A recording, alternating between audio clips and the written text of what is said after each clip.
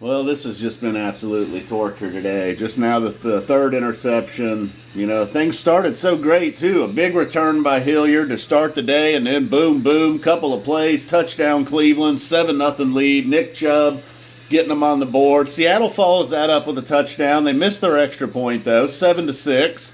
And then back-to-back possessions. Browns moving it down the field. Touchdown run by Baker Mayfield. That's how Seattle got their touchdown, too. Nice run by Russell Wilson.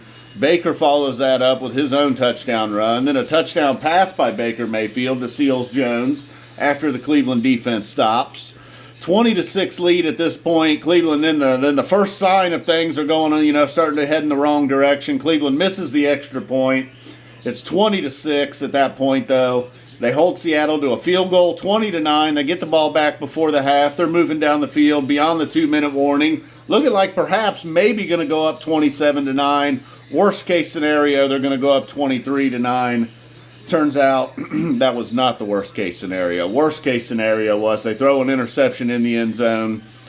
When I say they throw an interception, I mean Baker Mayfield throws an interception in the end zone and giving Seattle enough time to go down and score, making it 20-18 before the half. Oh, there was also a blocked punt in there.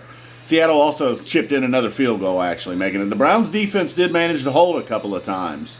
Times where it looked like Seattle may be in touchdown range. They have to settle for a field goal, so it's 20-12.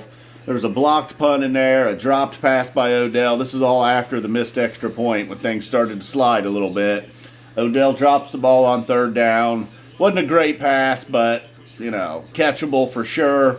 Then to get the block punt, and then right before the half, the interception by Baker in the end zone. Although not right before the half. There was still a minute and 40 left, something like that. Seattle goes down the field, gets in the end zone. They go for two, do not get it, making it 20-18 if there was any bright spot there. Then I think the defense held on the first possession of the second half. The Cleveland defense did. Nick Chubb then fumbles the ball on a screen pass, leading to Seattle finally taking the lead, what seemed like was a long time coming. They go up 25-20. And then, if the Browns hadn't made enough of their own mistakes, then the refs kind of, there was a crazy blindside block on Jarvis Landry. I mean, he was looking the guy right in the face, hit him right in the numbers in the front of his chest.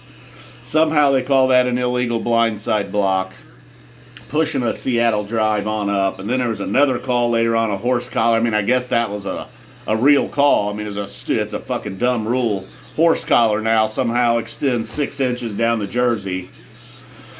So they get a horse collar penalty there. Then I think there was another penalty. The Browns were doing well, man. They went most of the game. You never even heard from Greg Robinson, Hubbard, Cush, the boys on the offensive line. Cush went out with an injury. Hope everything's all right.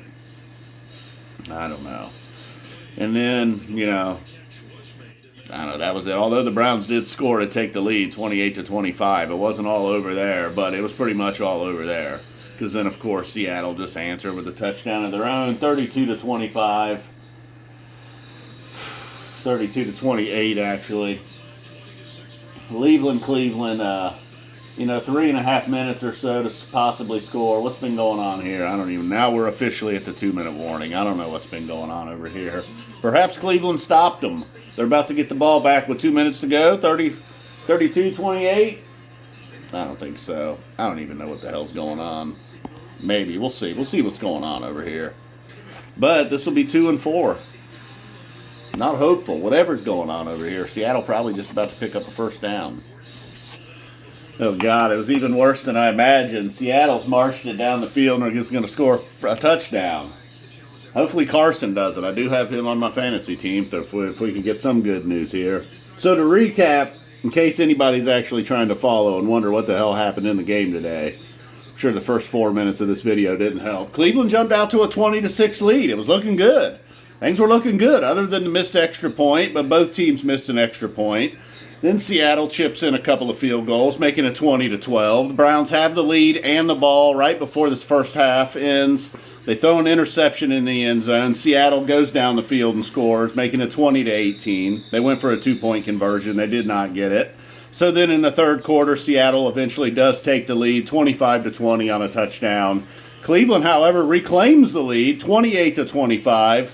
But just the way the game was going, it felt like, the defense had done all they could all day long. And, of course, Seattle answers with a touchdown, taking the lead 32-28, leaving Cleveland some time, but it was not to be. Third interception of the day for Baker Mayfield.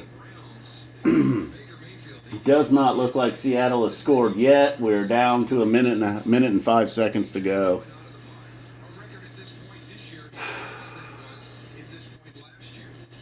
Nah, whatever. They lost again. 2-4 now. Season's not looking good.